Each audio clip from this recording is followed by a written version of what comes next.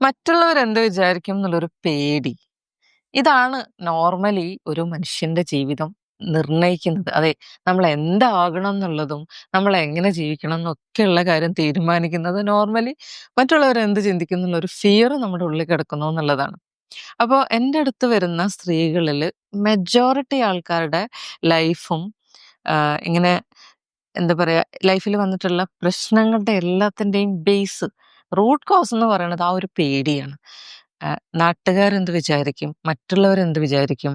അവരെന്നെ തെറ്റിദ്ധരിക്കില്ലേ എന്നുള്ളത്, അവരെന്നെ ആക്സെപ്റ്റ് ചെയ്യോ എന്നൊക്കെയുള്ള പേടിയാണ്.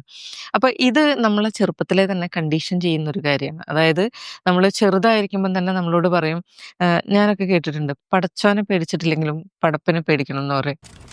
കാര്യം മറ്റുള്ളവർ ആഗ്രഹിക്കുന്ന, സൊസൈറ്റി ആഗ്രഹിക്കുന്നതിൽ നിന്ന് മാറി ചിന്തിക്കുമ്പോഴത്തേക്ക് ഒരുപാട് വിമർശനങ്ങൾ നേരിടേണ്ടി വരും. ആ ഒരു നോർമൽ അല്ലാതെ, അതായത് എല്ലാവരും പോകുന്ന പോലെ അല്ലാതെ ജീവിക്കുമ്പോഴത്തേക്ക് നമുക്ക് ധൈര്യം ഇല്ലാത്തൊരവസ്ഥ എന്ന് പറയുന്നത്, മറ്റുള്ളവരെ നമ്മൾ ഫോളോ ചെയ്ത് പോവുക. ധൈര്യം ഉണ്ടെങ്കിൽ നമ്മൾ നമ്മുടേതായ ഒരു പാത്തിലായിരിക്കും പോണുണ്ടാവുക. അഭിനയിച്ച് ജീവിച്ച് ചേരാത്തൊരു ഏഹ്, വേഷം ധരിക്കണ പോലെയാ. അഭിനയിച്ച് ജീവിച്ച് നമ്മൾ തീർത്തു കഴിഞ്ഞാൽ നമ്മുടെ ലൈഫ്, നമ്മുടെ ഇഷ്ടങ്ങള്, നമ്മുടെ ആഗ്രഹങ്ങള്, ഇതൊക്കെ ആരാ ചെയ്യാൻ പോണെ?